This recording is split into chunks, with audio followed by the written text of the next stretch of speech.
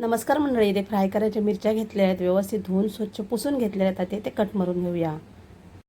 या सर्व कट करून झाल्यानंतर साईडला करायच्यात. एकाच ताटामध्ये सर्व घ्यायचं आहे.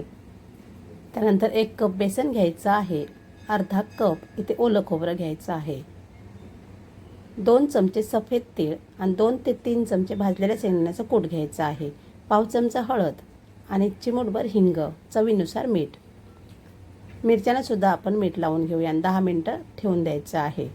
कोथिंबीर घेऊया. 10 मिनटानंतर आपण हे व्यवस्थित मिक्स करून घेऊया. कोथिंबीर वगैरे, बेसन वगैरे सर्व. पाणी फक्त गरजेपुरते घ्यायचं आहे, जास्त घ्यायचं नाही आहे. आता हे सर्व स्टफिंग यामध्ये भरून घेऊया. आतून बाहेरून तेवढंच बेसन इथे भरायचं आहे, जास्त बेसन इथे वापरायचं नाही आहे. गॅसवर तेल गरम करत ठेवूया. गॅसची फ्लेम मीडियमपेक्षा थोडी कमी ठेवायची आहे, म्हणजे कुरकुरीत मिरच्या होतात.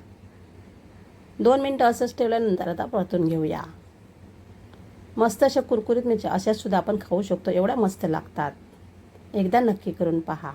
एवढं स्टफिंगला साहित्य वापरलं तेवढं यामध्ये ॲड करा. खूप अतिशय चविष्ट लागतात ह्या मिरच्या. याचा डिटेल व्हिडिओ या व्हिडिओच्या खाली छोटासा त्रिकोण आहे, त्यावर क्लिक करा. ही रेसिपी तुम्हाला नक्कीच आवडणार. आवडल्यास लाईक करा, शेअर करा, चॅनलला सबस्क्राईब करा. धन्यवाद.